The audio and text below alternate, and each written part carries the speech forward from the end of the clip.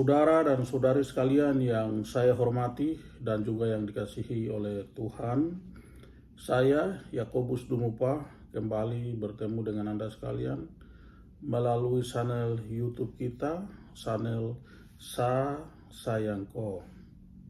Kali ini saya akan membahas atau menyampaikan hal-hal yang berkaitan dengan kepemimpinan, terutama berkaitan dengan suka dan duka seseorang menjadi pemimpin.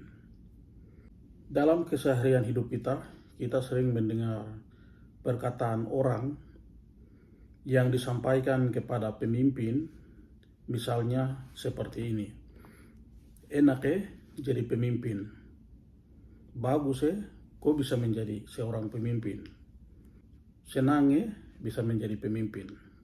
Perkataan-perkataan semacam ini biasanya lahir karena adanya anggapan dari orang terhadap seseorang atau sekelompok orang yang menjadi pemimpin, bahwa menjadi pemimpin itu enak, bahagia, senang, dan lain sebagainya. Jadi pemimpin selalu diidentikan dengan kesenangan, kebahagiaan, dan kesuksesan.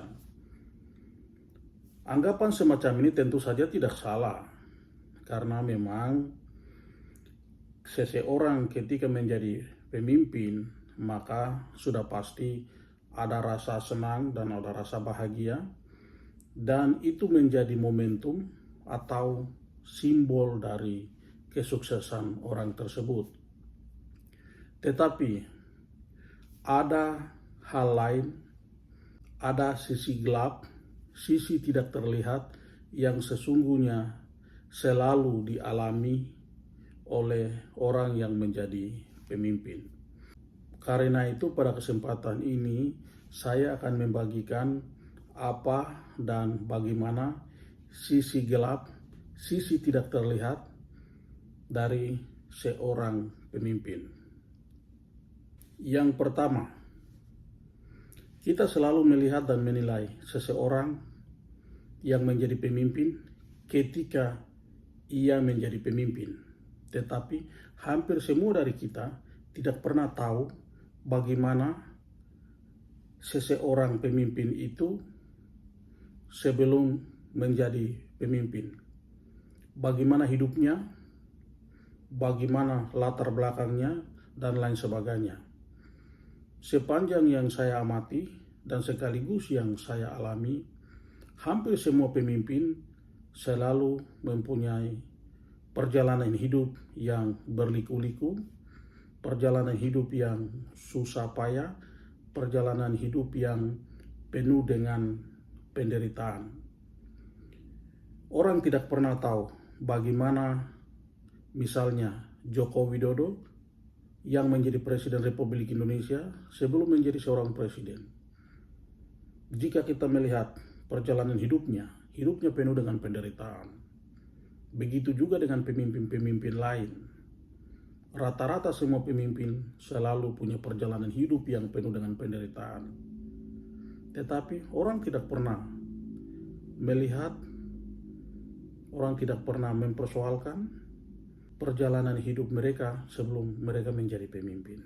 Yang kedua, orang yang menjadi pemimpin sesungguhnya ketika diangkat menjadi seorang pemimpin, mereka mempersembahkan, mereka telah berkomitmen untuk mengorbankan seluruh hidupnya dalam kurun waktu tertentu, kurun waktu di mana mereka menjadi pemimpin, untuk melayani orang-orang yang mereka akan pimpin.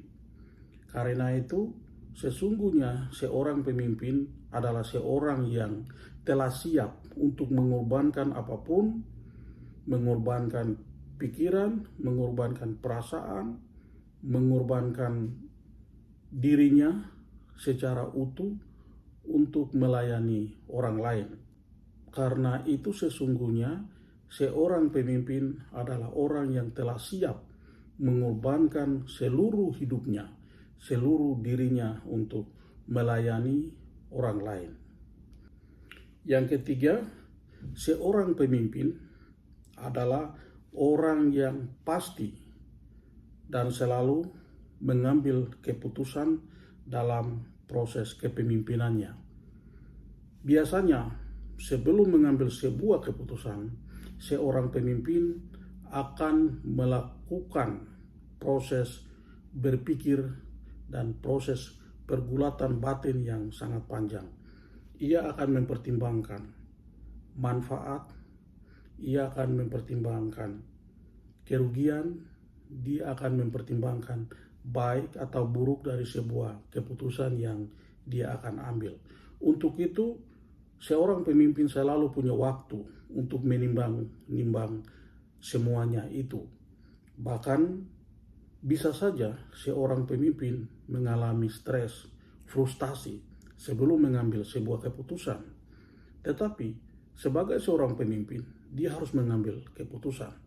Saat-saat seperti ini, seorang pemimpin seringkali dihadapkan pada sebuah dilema antara ingin maju atau mundur, apakah ingin mengambil keputusan seperti ini atau ingin mengambil keputusan seperti itu. Karena keputusan apapun yang diambil oleh seorang pemimpin tidak akan pernah memuaskan semua orang. Pasti saja terjadi proses pro dan proses kontra. Tetapi itu hal yang biasa saja. Walaupun begitu, sebelum mengambil keputusan, seorang pemimpin wajib untuk mempertimbangkan itu, dan proses pertimbangan itu seringkali membuat seorang pemimpin itu stres, frustasi, dan lain sebagainya. Yang keempat, seorang pemimpin sebagai seorang manusia yang telah mengorbankan dirinya secara total untuk melayani orang lain, tentu saja pasti mengalami hal-hal seperti lelah, stres, kurang makan, dan lain sebagainya. Hal-hal ini hal yang lumrah sekali. Ketika orang lain sedang beristirahat dengan tenang, ketika orang lain sedang menikmati makanan yang enak dan bisa kenyang, ketika orang lain sedang menikmati suasana yang sedang dan bahagia, seorang pemimpin bisa saja mengalami kondisi yang sebaliknya. Dia pasti lelah, dia pasti kurang istirahat, dia pasti kurang makan, dia pasti sakit. Itu hal-hal manusiawi yang kadangkala jarang kita mengerti terhadap seorang pemimpin. Padahal hal-hal itu jugalah yang hampir selalu dialami oleh pemimpin manapun. Yang kelima, seorang pemimpin sudah pasti dihina, difitnah, dan disebarkan berita bohong. Hal ini terjadi karena pasti banyak orang yang tidak suka, tidak senang, iri hati dengan pemimpin. Sekalipun pasti banyak orang yang mencintainya.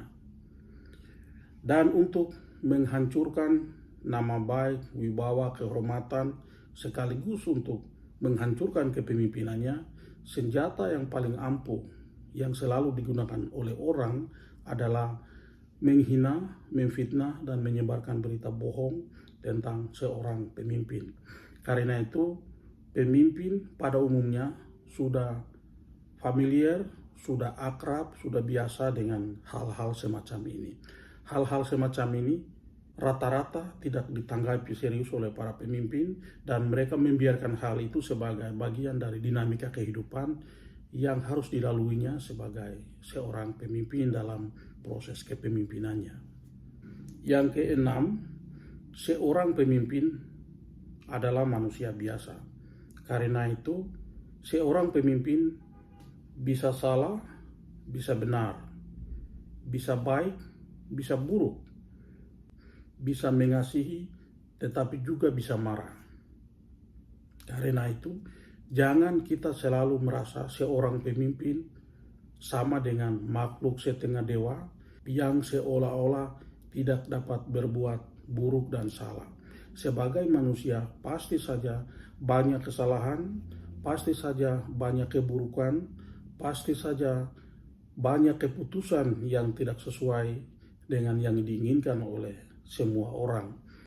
Tetapi bukan berarti kita harus memaklumi keburukan dan kesalahan dari seorang pemimpin. Hal semacam ini perlu kita koreksi agar seorang pemimpin minimal harus mengurangi kekurangan dan kesalahan atau keburukan dan memperbanyak hal-hal yang positif, hal-hal yang baik, dan hal-hal yang benar.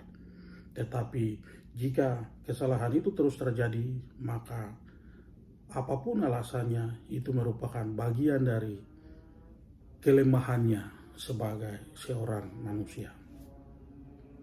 Saudara dan saudari semua, itulah sedikit dari banyak sisi gelap, bagian-bagian yang tersembunyi, yang jarang kita mengerti, yang jarang kita tahu, yang ada pada diri seorang pemimpin, siapapun dia, dan seperti apapun kepemimpinannya.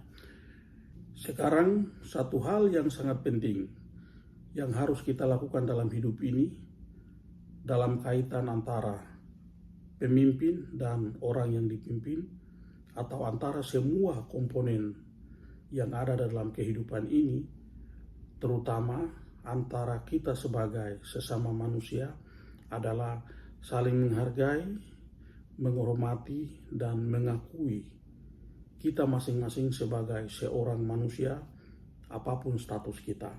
Karena apapun alasannya, apapun perbedaan kita, apapun kepentingan kita, kita semua disatukan oleh dua hal. Pertama, kita berasal dari Tuhan yang satu dan Tuhan yang sama. Dan yang kedua, kita adalah sama-sama manusia. Izinkanlah saya dari lubuk hati yang paling dalam mengucapkan sayang kau.